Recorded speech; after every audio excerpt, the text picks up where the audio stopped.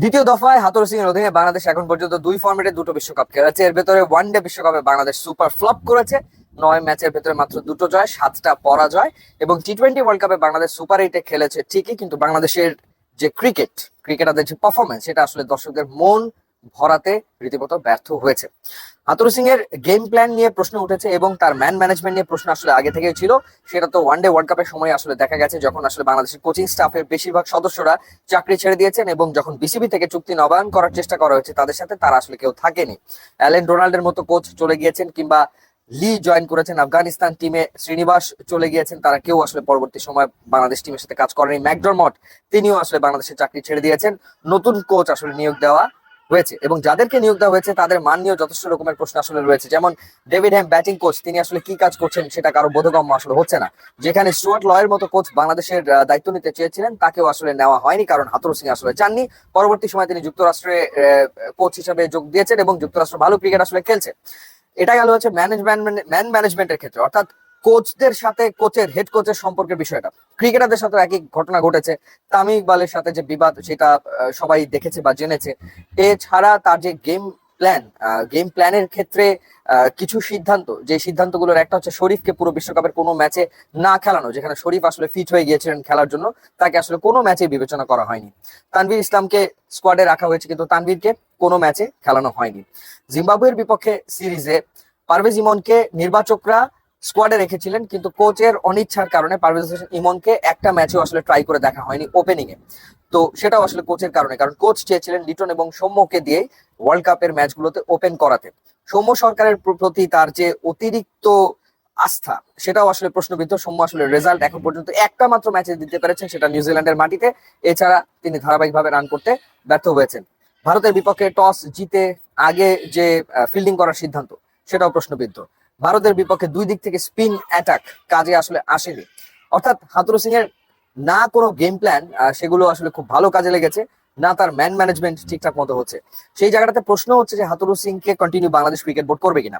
এর আগে one day world কাপে বাংলাদেশ এত বাজে পারফর্ম করার পরেও হাথুরু সিং কে আসলে বিসিবি রেখে দিয়েছিল, কারণ ওই সময় হাথুরু সিং কে ছেড়ে দিলে বাংলাদেশ ক্রিকেট বোর্ডকে এক গাদা টাকা গুনতে হতো, পুরো 1 বছর, সম্ভবত 14 মাসের টাকা হাথুরু সিং কে দিয়ে দিতে হতো। এখন যে অবস্থাটা, যেটা বাস্তবতা, সেটা হচ্ছে যে চ্যাম্পিয়ন্স ট্রফি পর্যন্ত, 2025-এর চ্যাম্পিয়ন্স ট্রফি পর্যন্ত হাথুরু সিং এর সাথে এক ধরনের চুক্তি বাংলাদেশ ক্রিকেট বোর্ডের রয়েছে। কিন্তু এখন এই মুহূর্তে যদি হাথুরু সিং কে বাংলাদেশ ক্রিকেট বোর্ড ছেড়ে দেয়, তাহলে আর অত বিশাল অঙ্ক বাংলাদেশ ক্রিকেট বোর্ডকে দিতে হবে না। আর সেই কারণে বোর্ডের একটা অংশ এই মুহূর্তে চাচ্ছে যে না, হাথুরু সিং কে দিয়ে আসলে আর হচ্ছে না, দুটো ওয়ার্ল্ড কাপ দেখা হয়ে গেছে, সুতরাং এখন নতুন চিন্তা বাংলাদেশ ক্রিকেট বোর্ডকে করতে হবে। সেই ক্ষেত্রে চাইলেই তো আর আসলে হেড কোচ রাতারাতি পাওয়া যাবে না। সেই ক্ষেত্রে তাদের, অর্থাৎ ক্রিকেট বোর্ডের একটা গ্রুপ, তাদের ধারণাটা হচ্ছে এরকম যে ইন্টারিম কোচ, দেশি কোচদের দিয়ে অন্ততপক্ষে একটা সিরিজ বা দুটো সিরিজ চালিয়ে নেওয়া। সেই ক্ষেত্রে খালেদ মাহমুদ সুজন, যিনি বাংলাদেশ টিমের সাথে কাজ করেছেন, বিভিন্ন সময় টিম ডিরেক্টরও ছিলেন, তাকে দিয়ে অন্ততপক্ষে একটা বা দুটো সিরিজ, পাকিস্তানের বিপক্ষে টেস্ট সিরিজ রয়েছে, সেই সিরিজটা চালিয়ে নেওয়া যায় কিনা, এবং যদি চালিয়ে নেওয়া যায়, বাই দ্যাট টাইম আসলে অন্য কোচ খুঁজে নেবে বাংলাদেশ ক্রিকেট বোর্ড। কিন্তু খালেদ মাহমুদ সুজন আবার হচ্ছে এরকম শর্ট টাইমের জন্য তিনি দায়িত্ব নিতে আগ্রহী না। অর্থাৎ তিনি যদি দায়িত্ব নেন, তাহলে একটা লম্বা সময়ের জন্য নিতে চান, অন্ততপক্ষে 1 বছরের জন্য তিনি ন্যাশনাল টিমের দায়িত্ব নিতে চান। সেই জায়গাটাতে আবার বোর্ড একমত হতে পারছে না। অর্থাৎ একটা সিরিজ বা দুটো সিরিজ তাকে দিয়ে চালিয়ে নেওয়ার একটা ভাবনা বিসিবির থাকলেও লম্বা সময় দায়িত্ব তাকে আসলে দিতে চায় না। কিন্তু এই ক্ষেত্রে অন্য যে কোচ রয়েছেন, অর্থাৎ স্পেশালি দুজনের কথা সবসময় আলোচনায় আসে, সালাউদ্দিন এবং নাজমুল আবেদিন ফাহিম, এই দুজনের ব্যাপারে আবার বোর্ডের কোন রকমের কোনো বিন্দুমাত্র কোনো ভাবনা চিন্তা আসলে নেই। সো এখন দেখার ব্যাপার যে বিসিবি ফাইনালি কোন পথে আসলে হাঁটে।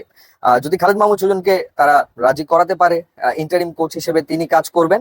আর না হলে যেটা হবে সেটা হচ্ছে চ্যাম্পিয়ন্স ট্রফি পর্যন্ত হাথুরু সিংকে আসলে বাংলাদেশ ক্রিকেট বোর্ডে কন্টিনিউ করতে হবে, কিন্তু সেটা সম্ভাবনা খুবই খুবই খুবই, কিন্তু সেই সম্ভাবনাটা আসলে কমে এসছে, এটাই আসলে বাস্তবতা। তো দেখাই যাক বিসিবি আসলে কি সিদ্ধান্ত নেয়। বোর্ড মিটিং রয়েছে একেবারে জুলাইয়ের ফার্স্ট উইকে, যদি ভুল না করে থাকি 2 তারিখের মিটিং এ এই ব্যাপারে একটা সিদ্ধান্ত হওয়ার সম্ভাবনা রয়েছে। জানি রাখি টি-20 ওয়ার্ল্ড কাপ চলছে, ফাইনাল বাকি, ফাইনাল আপনি এনজয় করবেন, খেতে খেতে খেলা দেখলে খেলা দেখার মজাটা বেড়ে যায়, আর আপনার খাবারের স্বাদ বাড়িয়ে দেওয়ার দায়িত্বটা নিয়ে নিচ্ছে রুচি sauce and ketchup. Hot tomato sauce, tomato ketchup কিংবা রসুনের সস, লাল মরিচের সস আপনার খাবারের স্বাদ বাড়িয়ে দেবে বহুগুণ। ইউটিউব এবং ইনস্টাগ্রাম লিঙ্ক দেওয়া আছে, আপনারা যোগ দিলে খুবই খুশি হবো। And thanks for watching.